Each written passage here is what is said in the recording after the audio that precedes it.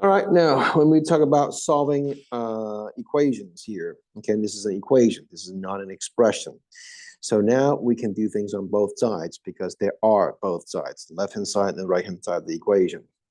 So what you can do is this, all right, we don't like the fractions, right? We don't like the fractions, so what you can do is to multiply the presumable common denominator, which is this, okay?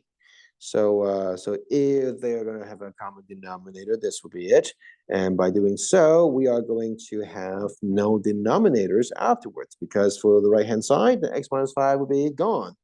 So x plus 5 times x minus 3. Easy, right? Now, as I said in previous videos, the biggest challenge is how will you look at this as an individual entity, number one. Number two, will you know that you are going to distribute into these two terms? Okay, so when you distribute to the first fraction, the x minus 3 will be canceled out. So the original x plus 3 in the numerator is still there. And then since the x minus 3 is canceled, so you still have an x minus 5 left from here.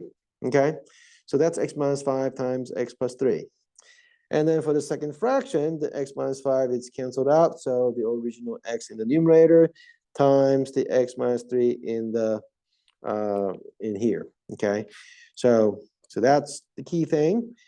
Now you have overcome the first challenge. Now the second challenge is to make sure that you FOIL things properly.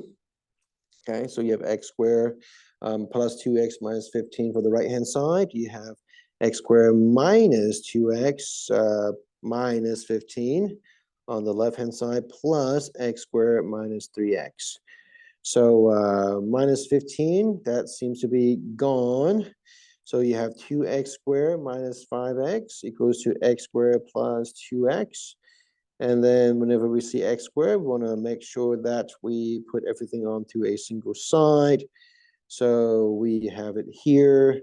So x being factored out. So the two solutions are x equals to 0 or x equals to not negative, x equals to 7, because x minus 7 is equal to 0. Okay, and the restrictions are x cannot equal to 3, and it also cannot equal to 5.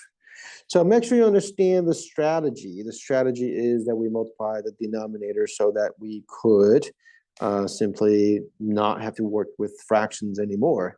But in doing so, make sure you distribute this properly into the parentheses.